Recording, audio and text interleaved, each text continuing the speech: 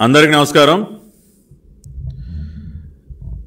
ఎన్నికలు ఇంకొక వారం రోజుల్లో మనం పోలింగ్కి వెళ్ళబోతున్నాం. మే 13 విస్తృతంగా ప్రచార కార్యక్రమాలు జరుగుతున్నాయి. ఒక పక్కన పోస్టల్ బ్యాలెట్ ఓటింగ్ కూడా ప్రారంభమైంది. నిన్న రాష్ట్రంలో ఉన్నటువంటి అన్ని నియోజకవర్గాల్లో 4, 5, 6 తారీఖులు షెడ్యూల్ కూడా ఇచ్చారు. దాని ప్రకారం పోస్టల్ బ్యాలెట్ ఓటింగ్ను కూడా ఈసారి ప్రత్యేకంగా ఓటర్ ఫెసిలిటేషన్ సెంటర్స్ అనేవి ఏర్పాటు చేసి మనం సాధారణంగా పోలింగ్ రోజున ఓటు ఏ విధంగా అయితే వేస్తామో పోలింగ్ స్టేషన్కి వెళ్ళి అదేవిధంగా పోస్టల్ బ్యాలెట్ను కూడా voter facilitation centres and polling బూత్లాగా పెట్టి ఓటేసేటటువంటి అవకాశాన్ని ఎలక్షన్ కమిషన్ ఆఫ్ ఇండియా కల్పించింది. ఆ రకంగా మరి ఉద్యోగస్తులందరూ కూడా వారు ఎంతో ఉత్సాహంతో మరి వారి ఓటు హక్కును వినియోగించుకోవడానికి వాళ్ళందరూ కూడా ఫామ్ 12ని అప్లై చేసుకుని ఎవరైతే ఎన్నికల విధుల్లో పాల్గొంటూ ఉన్నారో ఉద్యోగస్తులు వాళ్ళ ఓటేయటం కోసం ఈ పోస్టల్ బ్యాలెట్ ఫెసిలిటీని కల్పిస్తారు. దానికి సంబంధించి ఫామ్ 12 సబ్మిట్ చేస్తే పోస్టల్ బ్యాలెట్ అవకాశం వాళ్ళకు ఉంటుంది, వేసే అవకాశం ఉంటుంది. ఆ రకంగా మరి నిన్న, ఈరోజు, రేపు కూడా వాళ్ళు ఆ ఓటు హక్కు వినియోగించుకోవడానికి ఎన్నికల సంఘం అవకాశం కల్పించింది. కానీ దురదృష్టం ఏంటంటే ఈ మొత్తం వ్యవహారాన్ని మొత్తం కూడా చీకట్లో పెడతా ఉన్నారు. ఇవాళ రాష్ట్ర ఎన్నికల ప్రధానాధికారి గారిని మేము సూటిగా ప్రశ్నిస్తూ ఉన్నాం. ముఖేష్ కుమార్ మీనా గారిని ప్రశ్నిస్తూ ఉన్నాం. అయ్యా, మీరు chief electoral officer, you are the CEO on behalf of the Election Commission of India.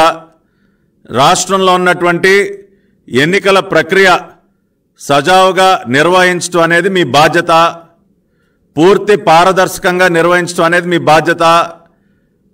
The entire process should be transparent. CEO గారికి గుర్తు చేస్తూ ఉన్నాం, ట్రాన్స్పరెంట్గా జరగాలి మొత్తం ప్రాసెస్ అంతా కూడా. కానీ పోస్టల్ బ్యాలెట్ దీనికి సంబంధించి ఏ అంశంలో అయినా ట్రాన్స్పరెన్సీ ఉందా అని అడుగుతూ ఉన్నాం. పోస్టల్ బ్యాలెట్ వినియోగానికి సంబంధించి పోస్టల్ బ్యాలెట్ ఓటింగ్ ఏదైతే జరుగుతూ ఉందో రాష్ట్ర వ్యాప్తంగా ఎందుకు అంత గోప్యత పాటిస్తూ ఉన్నారు, ఎందుకు సమాచారాన్ని తొక్కబెడుతూ ఉన్నారు?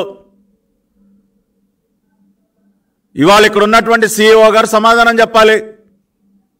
ఈ రోజు వరకు మీరు రాష్ట్రంలో ఉన్నటువంటి రాజకీయ పార్టీలకి, అన్ని పార్టీలకి కూడా మీరు అధికారికంగా పోస్టల్ బ్యాలెట్ ఓటింగ్ సంబంధించి సమాచారాన్ని పూర్తిగా ఇచ్చారా?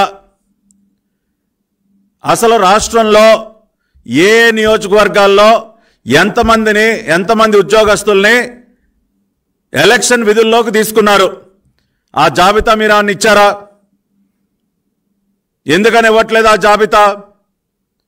తెలుగుదేశం పార్టీ పక్షాన మా పార్టీ ప్రతినిధులు అనేక సార్లు కోరినప్పటికీ అసలు రాష్ట్ర వ్యాప్తంగా జిల్లాల వారీగా ఎంతమందిని ఎన్నికల విధుల్లోకి తీసుకున్నారు, ఎన్నికల్లో విధుల్లోకి తీసుకున్నటువంటి వారిలో ఎంతమందికి ఫామ్ 12 ఇచ్చారు, ఎంతమంది ఫామ్ 12 సబ్మిట్ చేశారు, ఆ ఇన్ఫర్మేషన్ ఇచ్చారా మీరు?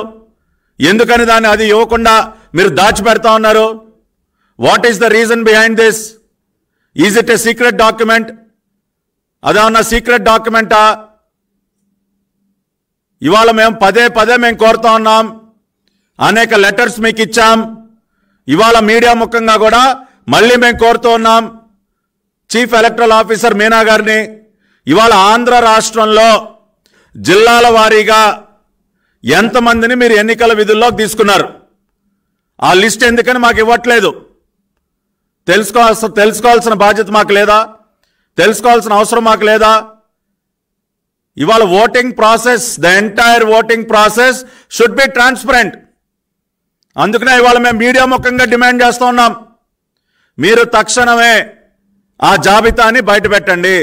మీరు ఓపెన్గా మీడియాకి ఇవ్వండి, రాజకీయ పార్టీలకు ఇవ్వండి. ఇదిగో ఎన్టీఆర్ జిల్లాలో ఇంతమంది ఎన్నికల విధుల్లో ఉన్నారు, ఇంతమందికి ఫామ్ 12 ఇచ్చాం, ఇంతమంది ఫామ్ 12 సబ్మిట్ చేశారు, ఇంతమందికి పోస్టల్ బ్యాలెట్ వినియోగించుకునేటువంటి అవకాశం మేము కల్పించాం.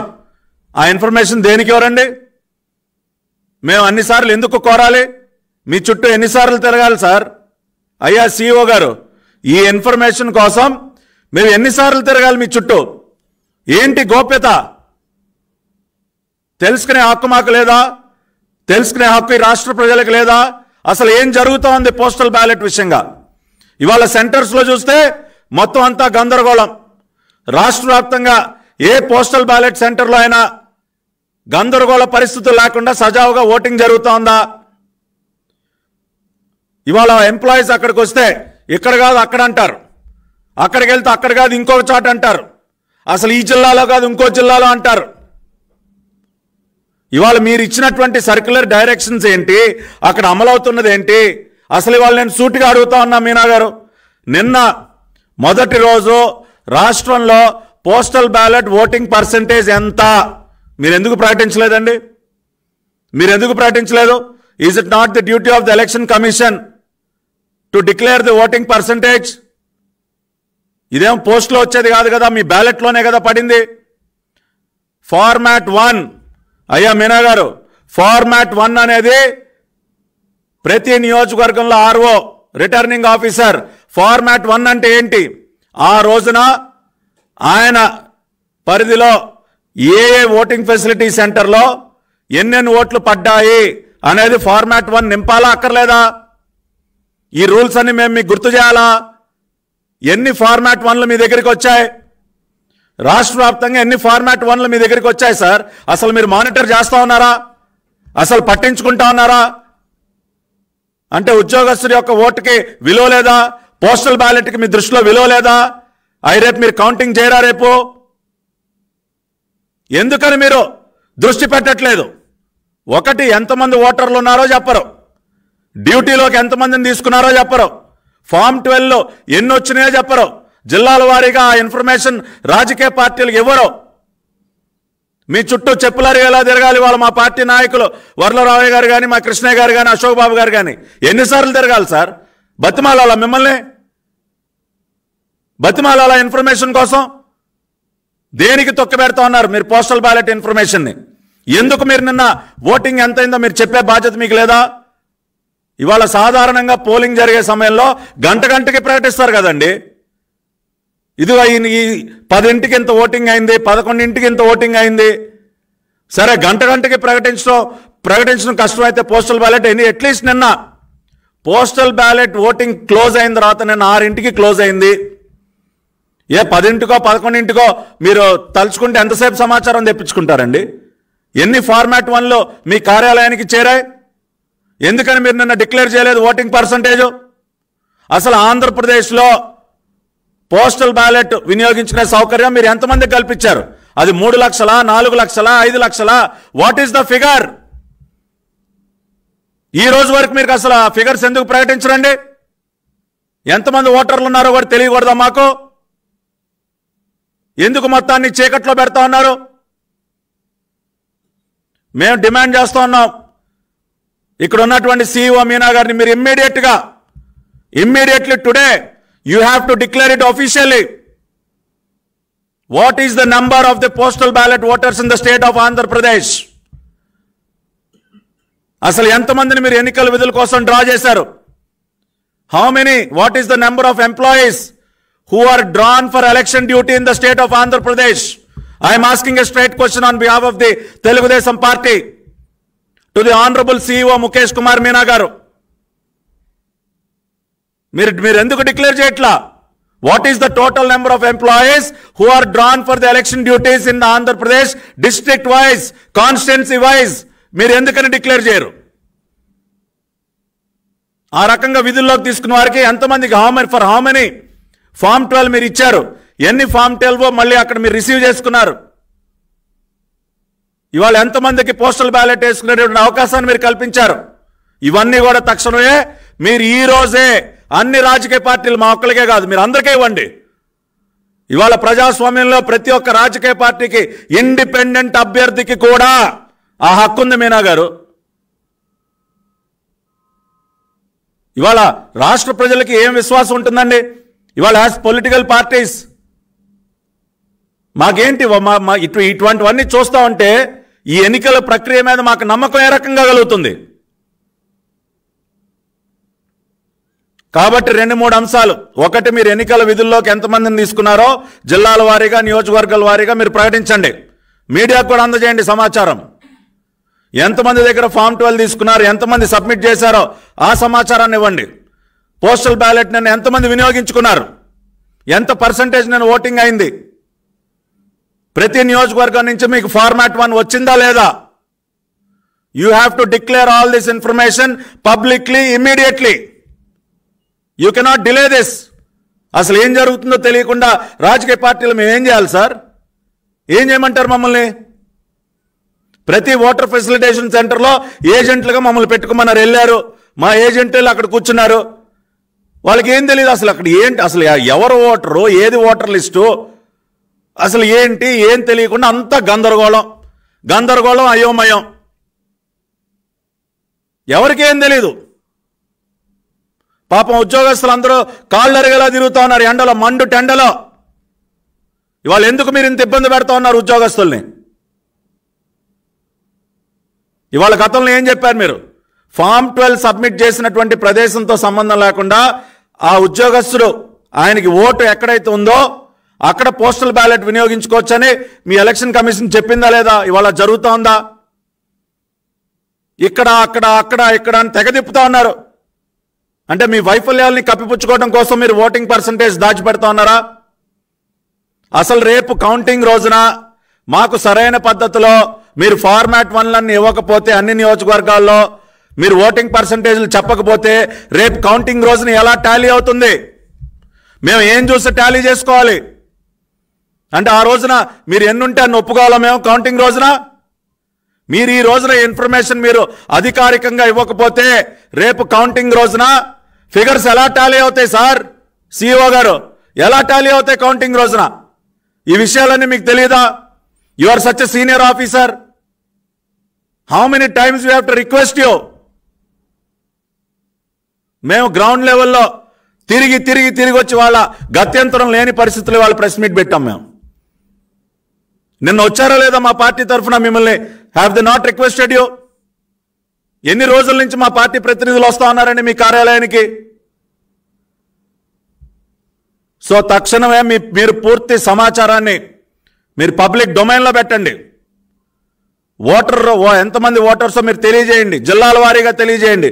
నిన్న ఎంతమంది ఓట్లు వేశారో పబ్లిక్ డొమైన్లో మీ వెబ్సైట్లో పెట్టండి పర్సంటేజ్. ఎస్, విజయవాడ పార్లమెంట్ ఇదిగో ఇంతమంది ఓటర్లు ఇంతమంది వినియోగించుకున్నారు నిన్న 4వ తేదీన. ఇవాళ 5వ తేదీ అవగానే ఇదిగోండి 5వ తేదీ ఇంత పర్సంటేజ్ వినియోగించుకున్నారు.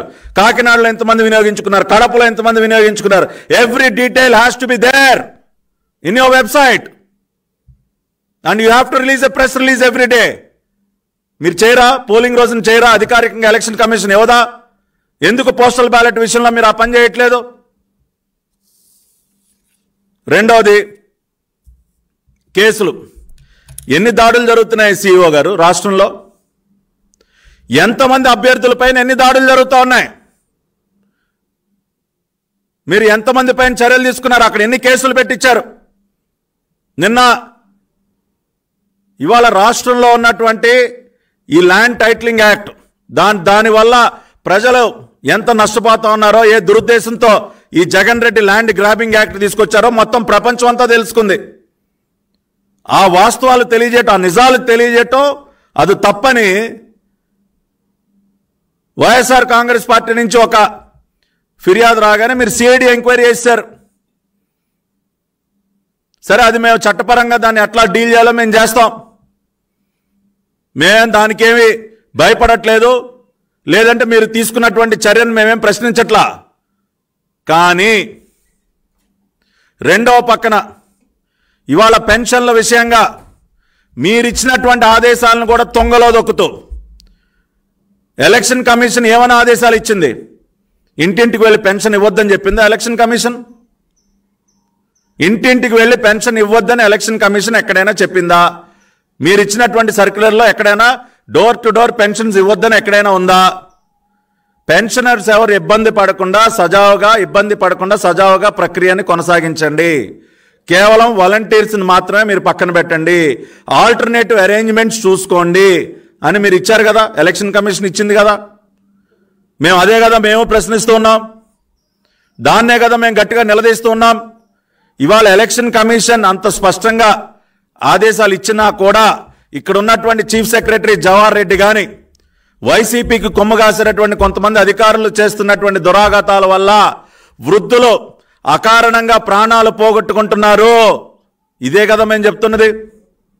కానీ ఇవాళ వైఎస్ఆర్ కాంగ్రెస్ పార్టీ వాళ్ళు ఫోన్ కాల్స్, రికార్డెడ్ మెసేజ్లు, రకరకాలుగా మా పైన దుష్ప్రచారం, మేమేదో అడ్డుకున్నట్టు, ఏదో పెన్షన్లకు అడ్డుపడుతున్నట్టు రకరకాలుగా మా పైన దుష్ప్రచారం చేస్తూ ప్రజలకి రకరకాలుగా వాయిస్ మెసేజ్లు, రికార్డింగ్లు అవి ఇవి పంపిస్తుంటే మరి దానిపైన సిఐడి కేసు పెట్టదా సార్? మేము చేశాంగా ఫిర్యాదు దానిపైన కూడా. దానిపైన మరి మీరు సిఐడి ఎంక్వైరీ ఆదేశించారా సిఇఓ గారు? దయచేసి please take action sir, please kindly take action. When one political we're telling the truth, మేము నిజాలు చెప్తుంటే మా పైన సిఐడి కేసులు, ఒక పక్కన మీరిచ్చినటువంటి ఆదేశాలని తొంగలో తొక్కి, it is an order, it is a direction given by the honourable election commission. మీరిచ్చినటువంటి ఆదేశాలను తొంగలో తొక్కి ఒక చీఫ్ సెక్రటరీ ఇష్టానుసారం వ్యవహరిస్తూ ఇవాళ వృద్ధులు ప్రాణాలు పోగొట్టుకుంటూ ఉంటే దాన్ని మేము ప్రశ్నిస్తూ ఉంటే మా పైన విషప్రచారం చేస్తున్నటువంటి వైఎస్ఆర్ కాంగ్రెస్ పార్టీ మరి వాళ్ళని ఏ రకంగా కట్టడి చేయాలి సార్? మరి వాళ్ళపైన ఎంక్వైరీలు ఉండవా? మీరిచ్చినటువంటి ఆదేశాలని తొంగలో దొక్కుతున్నటువంటి ఒక అధికార పార్టీ ప్రభుత్వం, వాళ్ళు మా పైన చేసినటువంటి దుష్ప్రచారం, దానిపైన ఎటువంటి చర్యలు ఉంటాయి సిఇఓ గారు? We're requesting you,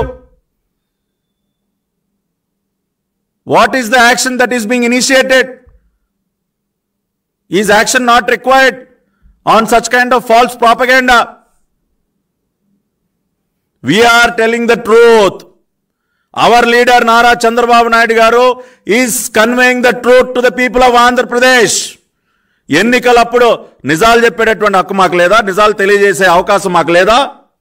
Nara Lokesh గారు కానీ నారా చంద్రబాబు నాయుడు గారు కానీ ఉన్న వాస్తవాలు తెలియజేస్తూ ఉంటే వాళ్ళు ఏదో ఒక కంప్లైంట్ ఇచ్చారని సరే సిఐడి ఎంక్వైరీ చేశారు, దానివల్ల మాకేమీ పెద్ద ఇబ్బంది ఏం లేదు.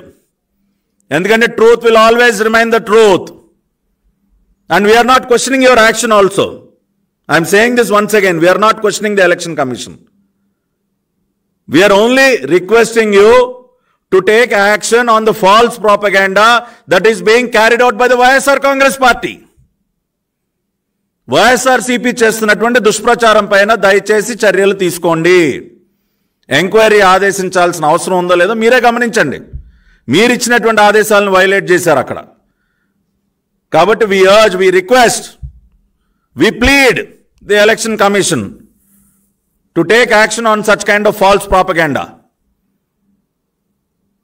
అదేవిధంగా జరుగుతున్నటువంటి దాడులు ఒక భయానక వాతావరణాన్ని సృష్టించే ప్రయత్నం చేస్తున్నారు రాష్ట్ర వ్యాప్తంగా. అధికార పార్టీకి చెందినటువంటి గోండాలు, సైకోలు అందరూ కలిసి దీనిని కూడా ఉక్కు పాదంతో అణచివేయాల్సినటువంటి అవసరం ఉంది.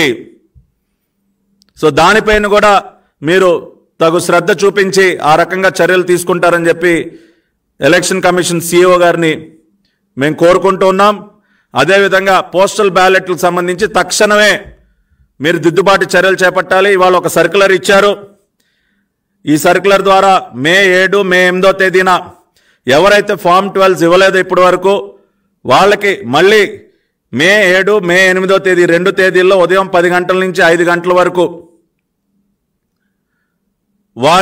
వాళ్ళ సొంత నియోజకవర్గాల్లో ఏ నియోజకవర్గంలో అయితే వాళ్ళకు ఓటు ఉందో ఆ నియోజకవర్గ కేంద్రం ఆర్ఓ గారి కేంద్రానికి వెళ్ళి ఆర్ఓ ఆఫీస్కి వెళ్ళి ఫెసిలిటేషన్ సెంటర్ ఏదైతే ఆర్ఓ ఆఫీస్ దగ్గర ఉంటుందో అక్కడికి వెళ్ళి ఫామ్ 12 ఇచ్చి ఓటు వినియోగించుకోవచ్చు అని చెప్పి ఒక సర్క్యులర్ ఇచ్చారు.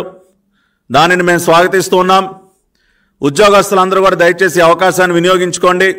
ఇప్పటి వరకు ఎవరైతే ఫామ్ 12 సబ్మిట్ చేయలేదో వాళ్ళు తిరిగి మే 7, మే 8 2 రోజులు ఉదయం 10 నుంచి 5 వరకు మీకు ఎక్కడైతే ఓటు ఉందో, ఏ నియోజకవర్గంలో అయితే ఓటు ఉందో ఆ నియోజకవర్గంలో ఉన్నటువంటి ఆర్ఓ గారి ఆఫీస్ దగ్గర ఉన్నటువంటి ఓటర్ ఫెసిలిటేషన్ సెంటర్ దగ్గరికి వెళ్ళి ఫామ్ 12 సబ్మిట్ చేసి మీ ఓటును మీరు వినియోగించుకోవచ్చు. కాబట్టి ఎలక్షన్ కమిషన్ ఇచ్చినటువంటి సర్క్యులర్ని మేము స్వాగతిస్తూనే మేము ఏదైతే సమాచారం కోరామో దయచేసి ఆ సమాచారాన్ని కూడా తక్షణమే మాకు అందజేయండి. ఎలక్షన్ కమిషన్, రాజకీయ పార్టీలు అన్నీ కలిసి we all have to work together for a free and fair election. That is what we want. We always cooperate with the election commission. మేము ప్రతి విషయంలో ఎన్నికల కమిషన్కి ప్రతి నియోజకవర్గంలో ఉన్నటువంటి ఆర్ఓ గారికి కానీ మా పూర్తి సహకారాన్ని మేము ఎప్పుడు కూడా పార్టీ తరఫున అందిస్తాం. ఎన్నికల ప్రక్రియ సజావుగా జరగటానికి తెలుగుదేశం పార్టీ ఎప్పుడు ముందుంటుంది. అన్ని రకాలుగా అధికారులకు సహకరిస్తుంది, ఎన్నికల కమిషన్కి సహకరిస్తుంది. వారు ఏదైతే డైరెక్షన్స్ ఇస్తారో వాటిని తూచా తప్పకుండా పాటిస్తుంది. ఇవాళ అధికారంలో ఉన్నటువంటి పార్టీలాగా రౌడీజాలకి, గుండాయిజాలకి తెగబడదు. కాబట్టి మేము అన్ని రకాలుగా ఎన్నికల కమిషన్ సహకరిస్తాం, అధికారులు సహకరిస్తాం. ఎట్ ద సేమ్ టైం మేము కోరినటువంటి సమాచారం కూడా దయచేసి ఈ రోజున పోస్టల్ బ్యాలెట్లకు సంబంధించి ఇమ్మీడియట్గా మాకు అందించాలని కూడా గౌరవ ఎన్నికల commission chief electoral officer CEO గారిని మరొకసారి మీడియా ముఖంగా కూడా మేము వారిని కోరుతూ మీ అందరి దగ్గర సెలవు తీసుకుంటున్నాను. నమస్కారం.